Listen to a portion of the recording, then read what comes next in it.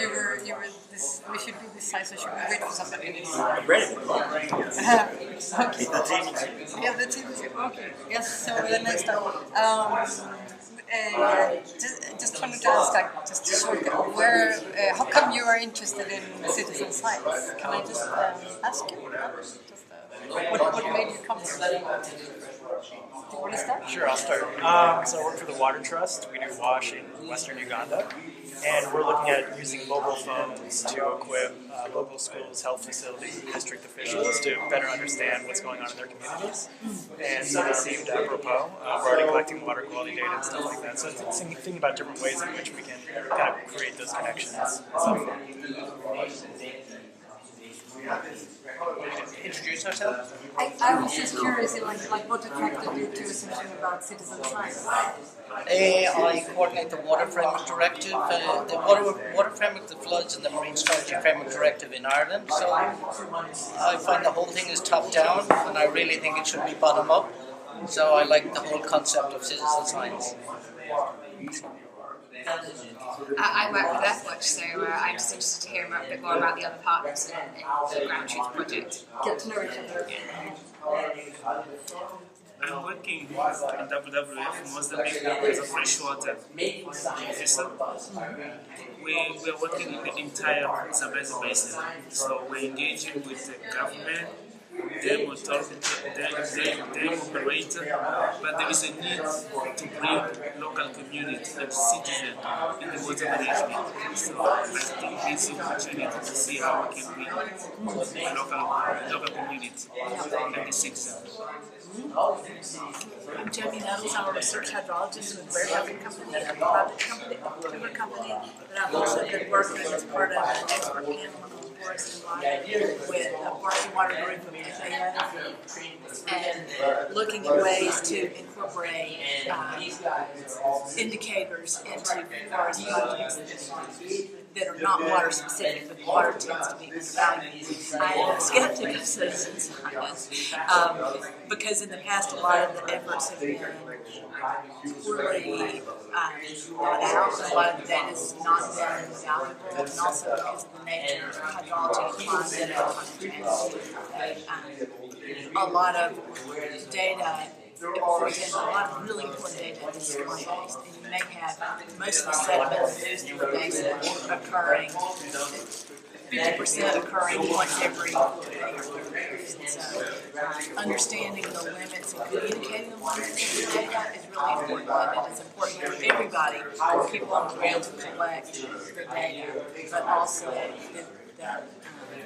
the accuracy of the results and the extrapolation, your ability to extrapolate it is also I'm here because I know nothing about the subject matter. Okay. And I want to learn Yes. about this subject matter. Then we have lots in common. Yes. And I was wondering how we could improve monitoring. I have a good friend who's involved in OpenStreet mapping. I thought it would be interesting to know what is going on in the water sector. Okay, so I'll just tell you briefly what my story is. I work in a research institute called Stockholm Resilience Center, where I support transdisciplinary learning. We have like 100 sustainability scientists with mixed background in the same house. So I have access to really good group of scientists, and we have a group that is the urban group that is specialized on Stockholm. They're specialized on we have some people specialized on Stockholm. So 4 years ago there was an opportunity for us, because we are part of the university, but we have also an NGO called Alba Eco. So when we want to do things that we want to have a lot of creative freedom, and we don't want to have lots of possibilities to do things, we use this non-profit NGO.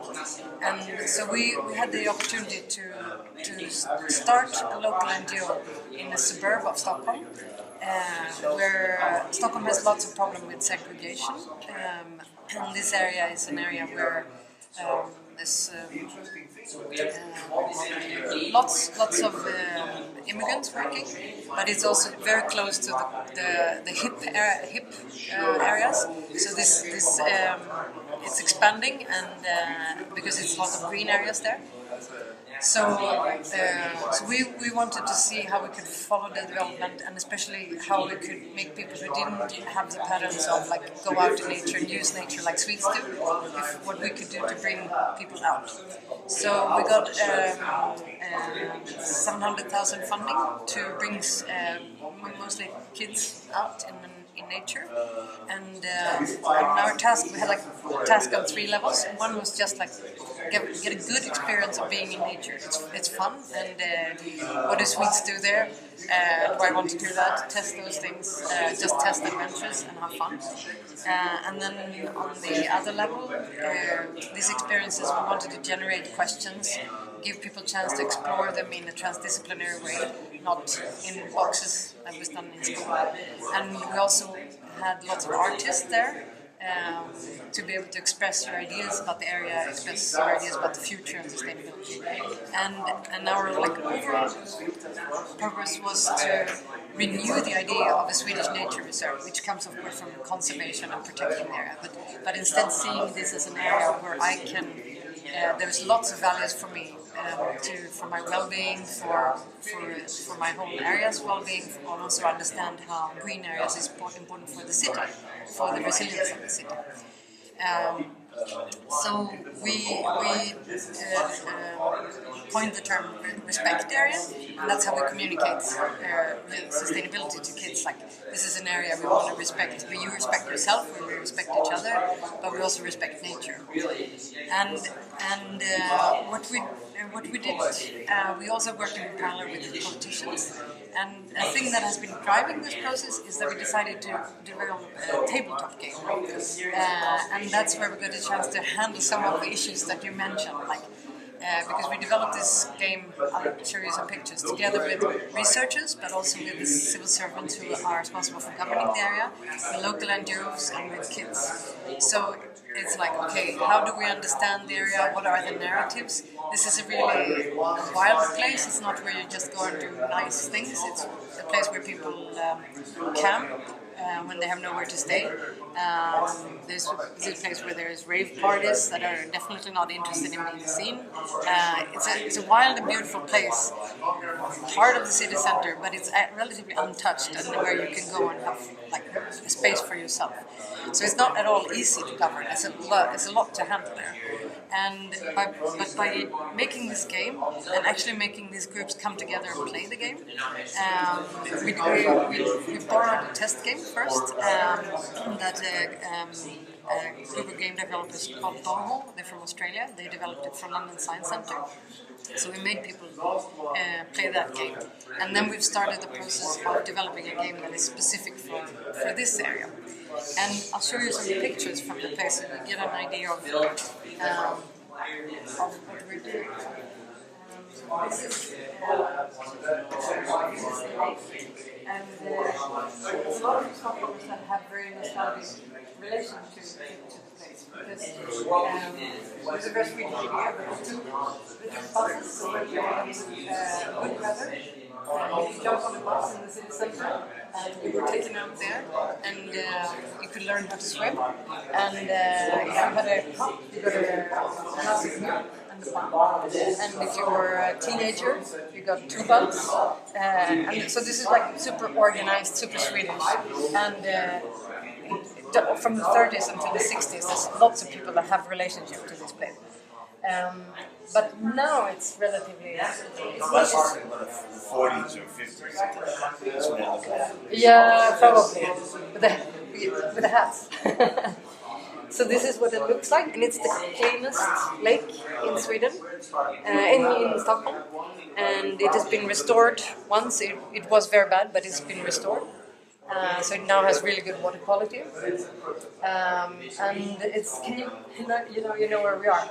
So we're here, and this area, Flaten, the Flaten area.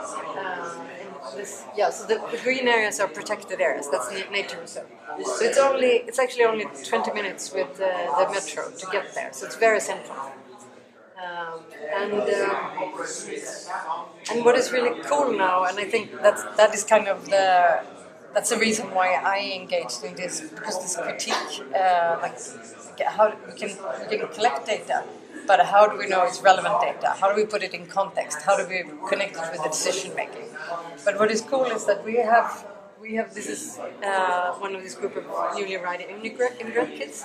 So we collect data with these kids and with school groups, and they get to know the area.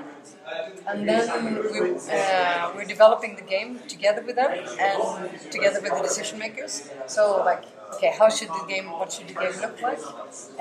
What is the landscape? What is the relevant dramas that we need to learn about?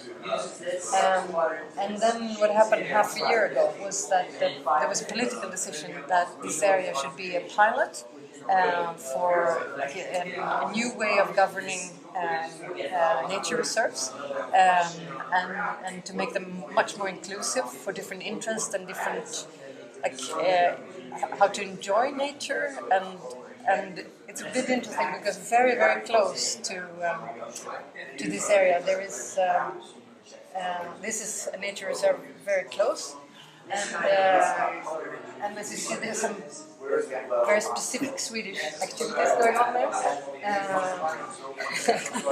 Maybe not only Swedish, but also Finns to the cold. But there has been this tendency to like have this a specific. You have an area that is for a specific purpose, and that idea is then you have certain kind of people there doing certain kind of things. But what we need to do, we need to have like multifunctional design. Both from an ecological point of view, like you need to have clean water, biodiversity, and so on and so on, but also multifunctional in terms of thinking about how people use this area. So I think what we will be able to do is, because we have these two areas just beside each other, and we're just in the beginning of developing this area, we can compare, which I think is interesting. Like, can we succeed in actually bringing a diversity of people there? Can we succeed in doing